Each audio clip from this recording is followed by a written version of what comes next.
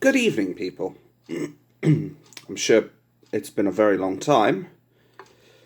Probably about a month and a week before my last video. And it's funny, I look back at some of these videos and I see all the snowflakes coming out and complaining about my swearing. Or worried about, because I follow Tommy Robinson, that I must be brainwashed and all that. I said this before on my old channel, and I'll say it here. I'm not brainwashed by anyone. I only speak about stuff if I believe it is a genuine offence to the United Kingdom. The only reason I commented in regards to some of the stuff on Tommy Robinson is the simple fact that if the battery power thing can fuck off, that would be brilliant. Anyway, the only reason I was talking about Tommy Robinson in many cases is because of the blatant two-tier policing and the injustice that's going on with said police forces. The fact that these people think it's okay to arrest a man that has, for example, who went to Centre Parks to detain a paedophile, was arrested for ABH, but they dropped it to common assault so that then Tommy wouldn't have to face a jury, so that he could be convicted by a judge and allow the mainstream media to spin the narrative that Tommy is once again a thug when he is nothing of the sort. But I am detracting from the main point of this video. I wanted to bring 2 points across. I'll get the first one out of the way right now. Burley, anybody remember her? The sanctimonious little shit who was from Sky News, who kept on berating people who didn't adhere to Slynews' virtue signalling bollocks. Well, apparently, her and I think Beth something, can't even remember the name now. I should, considering I literally watched the video a few minutes ago. Beth Rigby. These two people went to a social gathering, party, whatever you want to call it, in London. And it turns out that these two have been suspended now. Which, my only wish is that Kay Burley was fired on the fucking spot for it instead. But Beth has been suspended from air for 3 months, while Kay Burley has been suspended and accepted a 6-month suspension. And as I said, I think the British people would prefer it if this sanctimonious little gobshite was actually fired from her job rather than just suspended, considering how much vitriol she spews from her mouth against anyone who isn't even slightly left-leaning in terms of politics. So, yeah, I just wish she was gone. I mean, to prove a point in regards to some of the vitriol she mentioned, does anybody remember the review that she did with one dude over a burqa row? And then it was about how this man was saying that it's no different for people wearing a burqa over their heads. It's no different than somebody walking into a bank with a balaclava or a motorcycle helmet on their face. Well, she then brought up at that point, because they brought up she brought up facial disfigurement to some degree. She then decided to say what about Simon Weston? He can't properly show his face and how he expresses himself because of the burns that he suffered during the Falklands War, which in and of itself is a true offence to the British people, number one, and number two, it's a true offence to the standards of British broadcasting. Anybody remember that? I sure as hell remember it. There are few things in regards to that cow that I don't remember. And frankly, as I said, if it was me, I wouldn't be saying you can take the suspension for 6 months. I'd be saying, here's your P45, fuck off and find another job, bluntly speaking. Because nobody wants that gobshite in broadcasting spewing such hatred towards the British people. On a side note, another thing I also wanted to talk about was I've actually found out as well that apparently, sorry about the light, the trouble is at night time I can't actually have this light off because otherwise you wouldn't be able to see me, which maybe then that would be a good thing. Anyway, the other thing I wanted to mention was apparently a brave Norwich City fan was ejected from the Carrow Row Club. No, sorry. Yes, sorry. Norwich City fan. I'm sorry, I'm tripping up. I can't even get my words out properly. Anyway, this Norwich City fan who booed a player who was out on the pitch of Carrow Road's club, who bent the knee like a true liberal cuck. He got ejected, this fan, for booing at them. It seems that Norwich has also fallen under the spell of left-leaning virtue signalling bullshit. And as a fellow Norwegian, I am truly disgusted at the club rather than the player, or the player's just, he's just doing his political beliefs. I'm not really worried about him. It's the fact that the club decided to kick out a fan just because he didn't agree with it. You see, it's like I mentioned before in both my old channel and I continue to do in these videos. There is one thing about fascism that the left wing keeps conveniently forgetting, and that is when you basically try and silence all dissident voices and political opposition. That is the true definition of what a fascist is. Funny how they don't seem to recognise that, the hypocrites, when they keep calling the far right fascists, racists, Nazis, etc., etc., etc. Maybe they'll take a page out of their own book and stop being fascistic bastards themselves. And then I woke up. But the other more important thing that I wanted to discuss before I end this video was, I'm going to link a video in the description below for this, but apparently in Pennsylvania, and I believe it was possibly Arizona court as well. Just need to check this. Yeah, Arizona and Pennsylvania. And Georgia.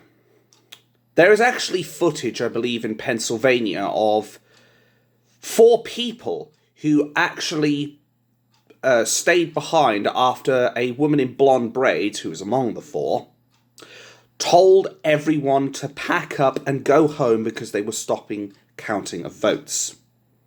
But conveniently, this same woman was the same person who placed a table in this room in the video camera footage, that there was 4 conveniently placed suitcases filled with votes, and they continued to count them outside of public vision, which is actually against the law.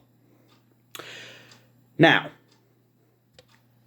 if it doesn't tell you, and if it can't tell you that there is potential electoral fraud going on, at the very least, it's actually showing that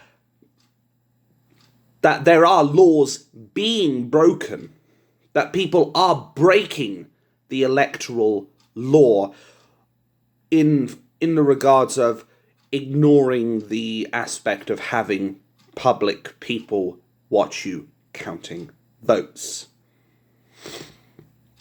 Even if, let's say, the idea that those are all Biden votes is completely discredited, it still doesn't change the fact that these 4 people are breaking the law because they're not following proper electoral guideline laws. And I have to ask, if this has happened in Pennsylvania and Arizona, and could potentially be counted in Georgia as well, what's the possibility that other regions have done it too? You see, in regards to the American elections, I kind of took a back seat for the time being. I had a look to see what was going on. Hell, I even had it brought past me that these people who were voting for Trump were given Sharpie pens, allegedly. And apparently they could then write their vote and all that. And then the votes were being discredited, allegedly. And if that's the case, that's also manipulating the votes, which is obviously against electoral law.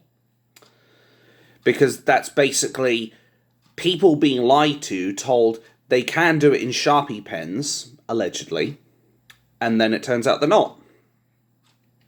If that really is the case, again, I'm saying this allegedly, then it could mean that Trump was screwed out of his presidential victory. And it's also funny as well that Politico, the person who I'm linking the video in the description below of, in regards to the illegal counting and all that shit,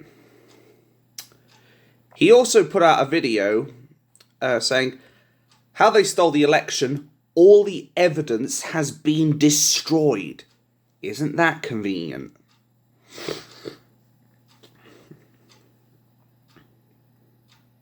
I find it funny because bear in mind as well that there was actually a certain point where, was it in the general election 2018 or 19 or something? But I believe recently in the United Kingdom, I had my old channel up at the time, and there were people actually being given pencils to register their votes rather than pens. And what the reason behind that was the people behind it, and I actually challenged the people who was in the voting areas at this time. I actually challenged them, why are you giving them pencils when people could easily rub out the pencil markings and then put in their own votes and basically manipulate the votes there? All this on top of the fact that in the United Kingdom there was two Labour Party Muslims who were arrested for postal electoral fraud. I think they were even charged for it as well. I can't believe I'm actually remembering this back from, 1 or 2 years ago? When I believe the information came out from Anne-Marie Waters. So it's not a far-fetched conclusion I'm trying to draw here. It's not far-fetched at all. If it can happen in the United Kingdom, you can bet your bottom fucking dollar it could happen in the United States of America as well. That's what you've got to consider. And I've also got to consider how much battery's left in this thing. Anyway, that is the point I'm trying to make here. This stuff could well be happening in the US. The only reason I'm saying alleged at the time is because I don't know if it's completely true. If it is, though, then everything in regards to the US election has to be brought into question. And it's funny how when Trump was first elected, all the left-wing media decided to say, oh, well, he had Russian support. Vladimir Putin helped him get his US presidency. And they had no evidence of it. None. Or at least no conclusive evidence of it. And yet, more and more videos are coming out of potential electorate fraud in the United States. And if they're allowed to get away with this, the repercussions of this could be gargantuan. If the American people find out beyond and to the inclusion of every reasonable doubt that this whole thing was a sham and rigged from the start to get Biden into power, we could be looking at the next American Civil war. Because unlike the United Kingdom, who have gone soft and namby-pamby and lost the lion's heart, as it were, the Americans have kept their guns. And they could quite easily do a civil war. They've certainly got the firepower. All it takes is for word to get around and confirmation to get out there that this election was a fraud, was a farce, and all of a sudden, uproar will spread across the country like a red death, a red mist across the country. And no, I'm not referring to China and COVID 1984. But you can bet there will be hell to pay if that has happened. And that's what worries me.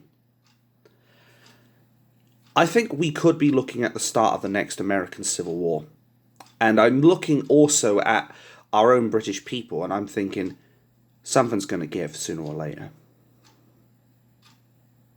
Whether it's for Tommy Robinson or some guy like Paul Joseph Watson or people like Mark Collette, and no, I'm not fully part of that group. I am not joining anything yet. I want to make my own decisions. I am not going to be brainwashed, as people claimed, because I am in full control of what I do. But I'm just throwing it out there as an example. But if people like that are going to get persecuted, if the British people are going to constantly get fed this virtue signalling PC bullshit, I think the British people may end up finding their heart eventually. I hope they do. And I think there may be a revolution in the UK as well. I don't want a violent revolution, I'll be brutally honest. But I've said it before and I'll say it again. I'll understand why people will do it. Doesn't mean I'll sympathise with it. It doesn't mean I will support it. It just means I will have an understanding as why they're doing it. I hope, though, it doesn't come down to that. I hope the British people will wake up, grow a pair, vote this treacherous government out, and actually put people in there that actually care for the country, rather than want to sink this place 6 feet under political bullshit, virtue signalling, and pandering to terrorism, as quite clearly they always do, blaming it on mental health issues, when we all know what's really wrong. We all know what really motivates a lot of these terrorists. My name's Abathur X, also known as Dabima, and I am, as always, very bad news for our corrupt establishment, the crooked electoral system, the 4 people who decided to break the law in the United States of America, and anyone who thinks they're being clever by kicking people out just for expressing their political opinions out of a fucking football club. Thank you for watching.